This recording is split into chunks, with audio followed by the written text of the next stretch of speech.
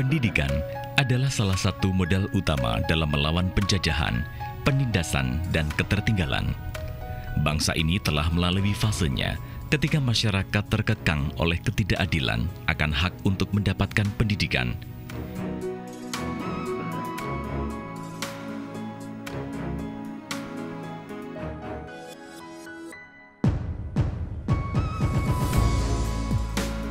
Hingga akhirnya lahirlah sosok bapak bangsa, sang pencetus pendidikan yang tak kenal lelah demi masa depan para penerus negeri.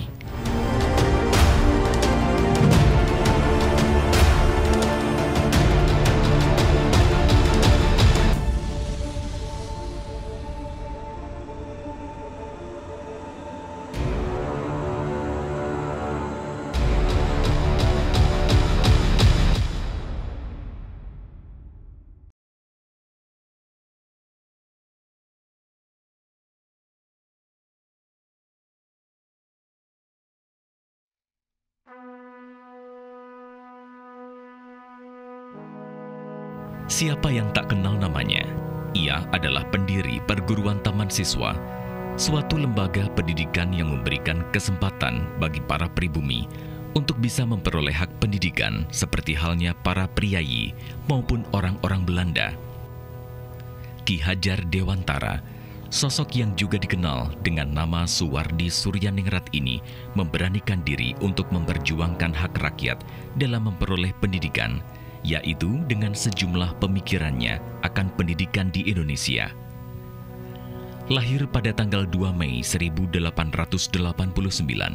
Ki Hadjar Dewantara adalah seorang yang lahir di kalangan bangsawan Kadipaten Puro Pakualaman.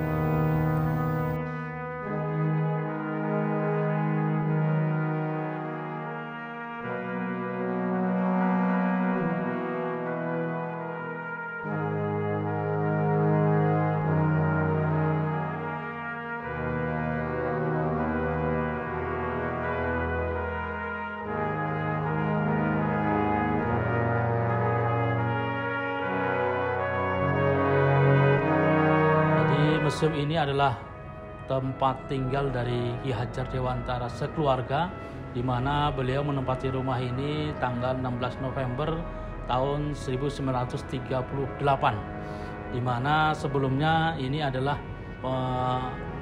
pembelian yang dilakukan oleh 3 orang tokoh taman siswa, dan menurut buku register dari Keraton Ngayogyakarta, bangunan ini sudah didirikan di tahun 1925. Walaupun sebelumnya ini sudah termasuk disebut sebagai Dewantara Memorial. Nah, setelah dibentuk tahun 63, kemudian setelah panjang perjalanan, baru tanggal 2 Juli 1970, nah, ini diresmikan dan dibuka untuk umum oleh Ki Hadjar Dewantara.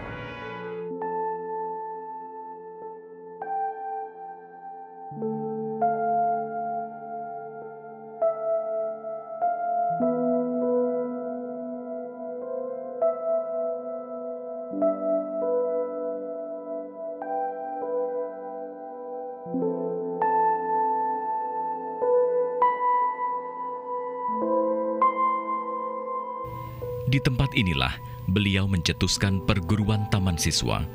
Kini, rumah tinggalnya ini dijadikan sebuah memorabilia museum yang diberi nama Dewantara Kirtigriya.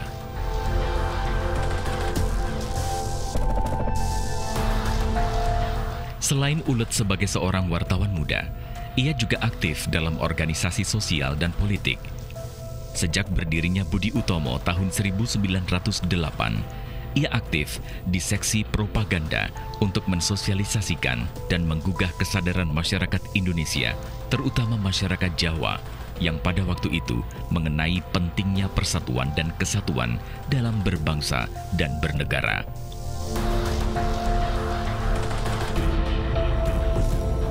Dan keberadaan sekolah-sekolah itu memang adalah kita menjadikan satu komplek, karena Ki Hadjar Dewantara yang merupakan bapak pendidikan Indonesia itu mengharapkan bahwa pendidikan karakter itu bisa terbentuk kalau menggunakan sistem paguron. Nah, sistem paguron itu ya di situ sekolahnya, disitulah pamong-pamong tinggal, kemudian bisa melihat bagaimana keseharian dari siswanya. Maka di sini menjadi satu tempat dari SD, dari TK sampai SMA, begitu.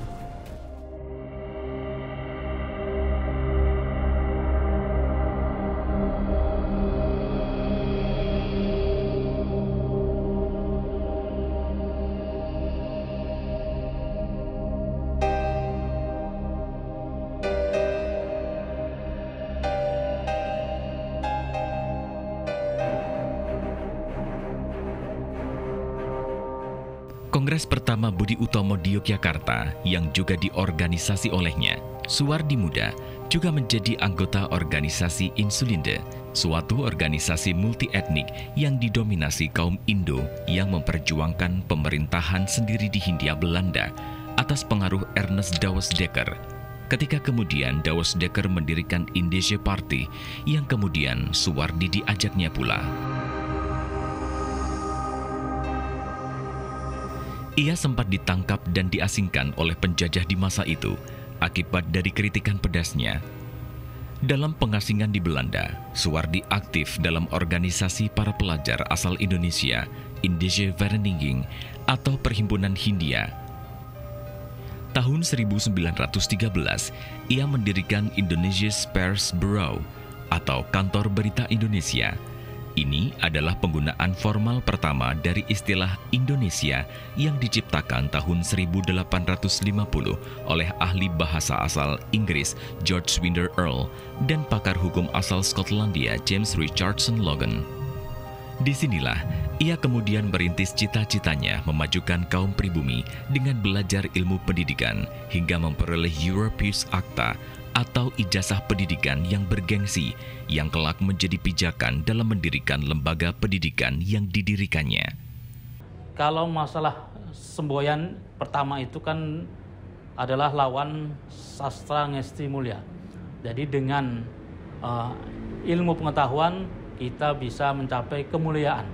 Kemudian yang kedua adalah suci tata ngesti tunggal.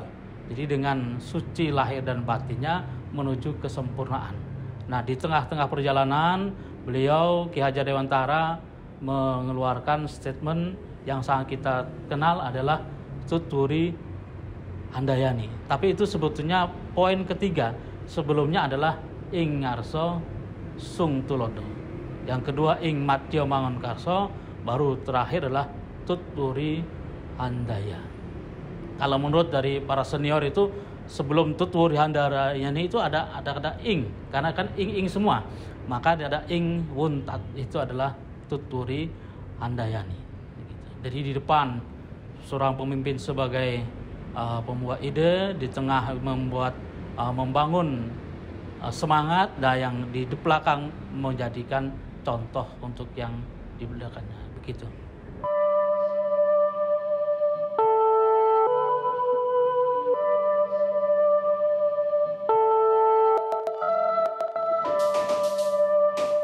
Dalam studinya ini, Suwardi terpikat pada ide-ide sejumlah tokoh pendidikan barat, seperti Froebel dan Montessori, serta pergerakan pendidikan India Santiniketan oleh keluarga Tagore. Pengaruh-pengaruh inilah yang mendasarinya dalam mengembangkan sistem pendidikannya sendiri, yaitu Taman Siswa. Ki Hajar Dewantara adalah bapak pendidikan Indonesia yang sudah tidak diragukan lagi keberadaannya. Bahkan Presiden Soekarno mengatakan kalau Indonesia tidak ada seorang Ki Hajar, maka tidak tahu bagaimana pendidikan di Indonesia. Jadi beliau waktu melakukan perlawanan oleh dia Belanda, kemudian dibuang ke negeri Belanda, disitulah beliau mendapatkan sumber inspirasi mengenai pendidikan. Nah, kemudian kembali ke tanah air, bahwa satu-satunya cara untuk mengusir penjajah adalah dengan pendidikan. Maka beliaulah membuka semua pintu-pintu gerbang pendidikan di Indonesia dan cikal bakal pendidikan yang ya walaupun saat itu juga sudah ada pendidikan yang lain, tapi pendidikan yang digagas oleh Ki Hajar Dewantara adalah yang bersifat nasionalisme. Sehingga hampir semuanya ya kalau kita melihat dari ranah-ranah bagian pendidikan, sumber inspirasinya adalah Ki Hajar Dewantara, dan dia adalah sosok yang sangat luar biasa pemikirannya. Bahkan ya melampaui zamannya waktu itu.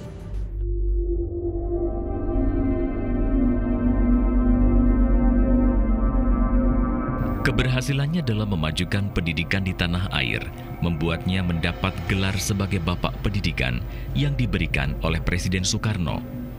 Bahkan Ki Hajar Dewantara juga dikukuhkan sebagai pahlawan nasional kedua pada tanggal 28 November 1959.